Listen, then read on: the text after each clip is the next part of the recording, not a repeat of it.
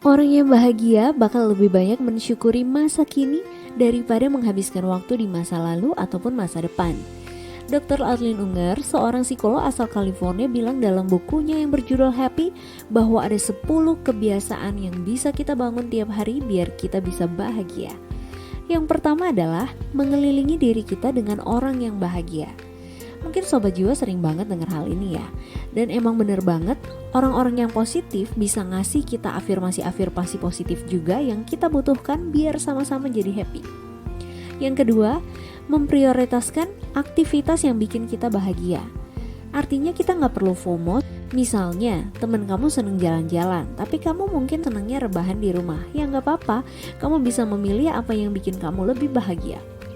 Yang ketiga, mengambil tanggung jawab untuk kebahagiaan kita sendiri, tanpa menyalahkan apapun saat kesalahan terjadi.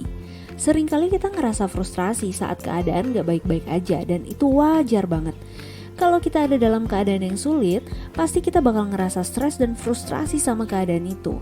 Nah, jika kita ingin bahagia, kita perlu belajar bahwa kebahagiaan itu ada di tangan kita.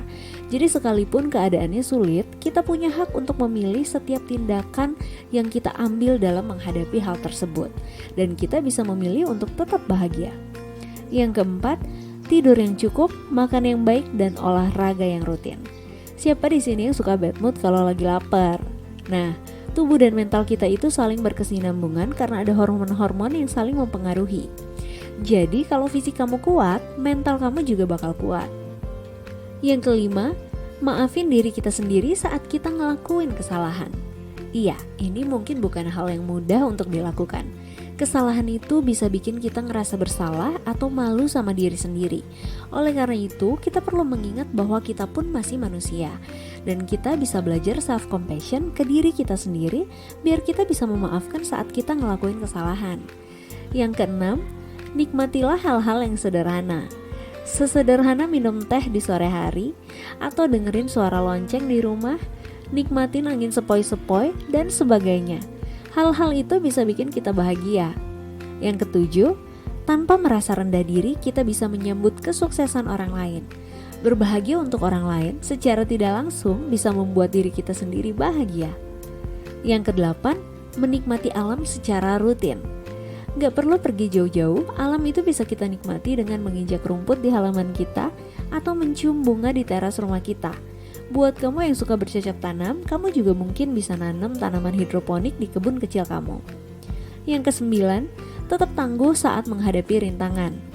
Tantangan dan rintangan pasti ada dalam kehidupan kita sehari-hari.